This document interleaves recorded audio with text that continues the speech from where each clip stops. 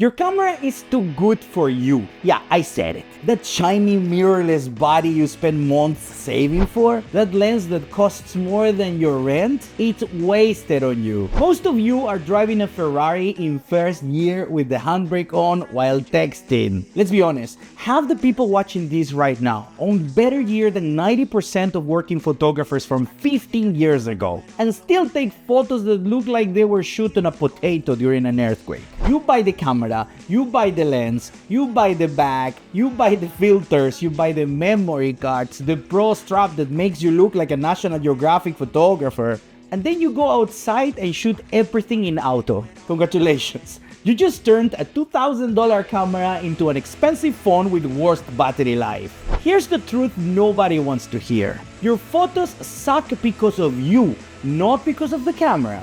Reason number one is composition.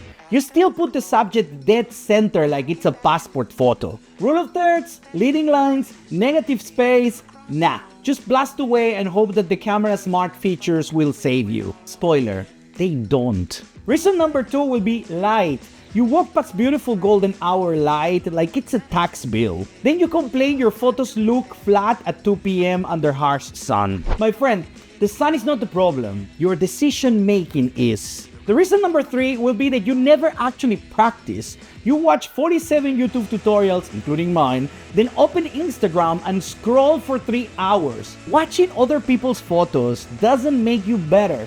Shooting does, even if the shots are terrible, especially if the shots are terrible. And my personal favorite reason is that you treat your camera like a trophy. It sits on the shelf looking pretty while your phone takes 90% of your actual photos. That's like owning a gym membership and only using the locker room to change clothes. Look, I've been there. A few years ago, I was the guy with the nice camera who still couldn't tell a good photo from a bad one. I thought that more megapixels meant better photos. Spoiler number two, because they don't. And if you don't believe me, I will leave you here a video where I explain all of that. Okay, but what actually changed things for me? Forcing myself to shoot with whatever I had, even if it's just my phone, and caring more about the picture than the gear. So here's a challenge for you.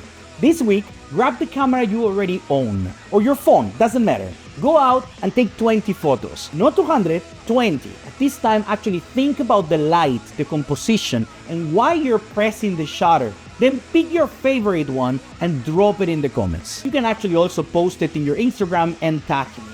Here is my Instagram. I really want to see it. No pressure. Okay, a little pressure. If your photo is better than what most people post with $5,000 kits, I'll be impressed. If it's not, well, at least we'll both know that the camera wasn't the problem. Listen, gear is fun. I love gear. I buy gear.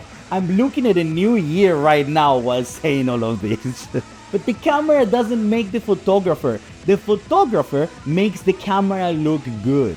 So stop collecting cameras and start collecting better photos. Your camera is already good enough. Now go and become good enough for it. Drop that photo in the comments, like the video if it makes you slightly uncomfortable. That means that it worked. Until next week. We do it all over again.